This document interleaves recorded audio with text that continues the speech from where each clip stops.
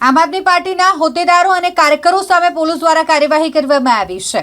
આમ આદમી પાર્ટીના અધ્યક્ષ અશોક ઓઝા સહિત મહિલા કાર્યકર્તાઓ અને પુરુષ કાર્યકર્તાઓ સામે પોલીસે કાર્યવાહી કરી છે। આ મામલે વધુ માહિતી આપવા માટે ડીસીપી ઝોન 2 અભય સોની દ્વારા પત્રકાર પરિષદ યોજવામાં આવી હતી। તમામ લોકો સામે પોલીસ વિભાગ દ્વારા કાર્યવાહી કરવામાં આવી છે।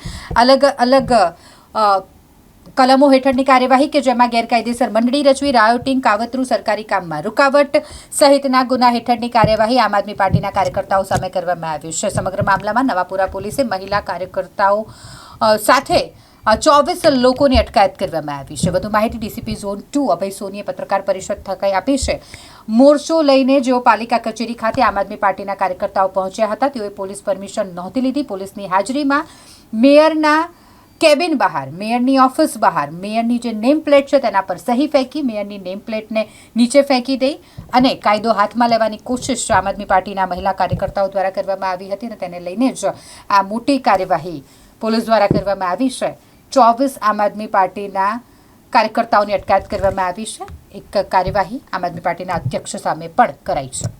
આજે બપોરના 12:30ના આશરે વડોદરા મ્યુનિસિપલ કોર્પોરેશનમાં અમુક લોકો એન્ટ્રી કરીને માન્ય મેયરશ્રીની જે ચેમ્બર હતી એના બહાર કાલી ઇંક નાખી અને જે નેમ પ્લેટથી એને તોડવામાં આવેલી હતી।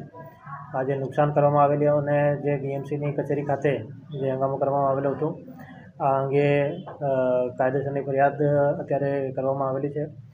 કોર્પોરેશનના જે સિક્યુરિટી ઓફિસર સંજય તલપરા છે એમના દ્વારા અહીંયા નવાપુરા પોલીસ સ્ટેશન ખાતે ફરિયાદ આપવામાં આવેલી છે। આ ફરિયાદ મુજબ વડોદરા મ્યુનિસિપલ કોર્પોરેશનમાં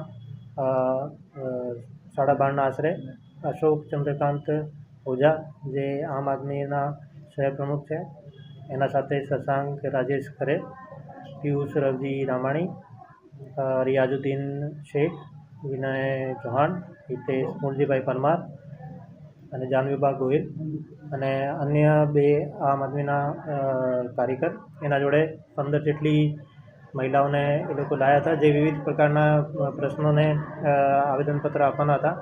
આ આવેદનપત્ર માટે કોઈ પણ જાતની પોલીસની પરવાનગી અગાઉ પણ લેવામાં આવેલી ન હતી અને એ લોકોએ એકદમ ત્યાં જઈને ઉગ્ર થઈ ગયા અને કોર્પોરેશનમાં તોડફોડ જે નેમ પ્લેટથી એની તોડફોડ કરી અને માનનીય મેયરશ્રીની ચેમ્બરની બહાર કાલી ઇંક પણ નાખી। તો આ અંગે પોલીસ ત્યાં હાજર જ હતી અને એમની બધાની અત્યારે અટકાયત કરવામાં આવેલી છે। તો અત્યારે નવાપુરામાં ટોટલ 24 જેટલા મહિલાઓ અને પુરુષોની અટકાયત કરવામાં આવેલી છે। આમાં 6 પુરુષ છે અને 18 જેટલી મહિલાઓ છે। સર, કઈ કઈ કલમો હેઠળ ગુનો નોંધાયો છે અને આ બાબત એટલી ગંભીર માનવતાના છે કે શહેરના પ્રથમ નાગરિક ના ચેમ્બર બહાર આ પ્રકારની ઘટના બને? હા, અને પોલીસ ખૂબ જ ગંભીરતાને લઈને તાત્કાલિક ફરિયાદ નોંધવા માટે કાર્યવાહી હાથ ધરી છે।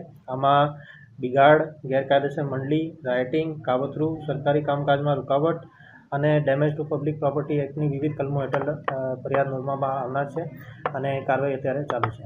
સર, બેલેબલ છે, નોન બેલેબલ છે? આમાં અમુક કલમો બેલેબલ છે અને અમુક નોન બેલેબલ છે।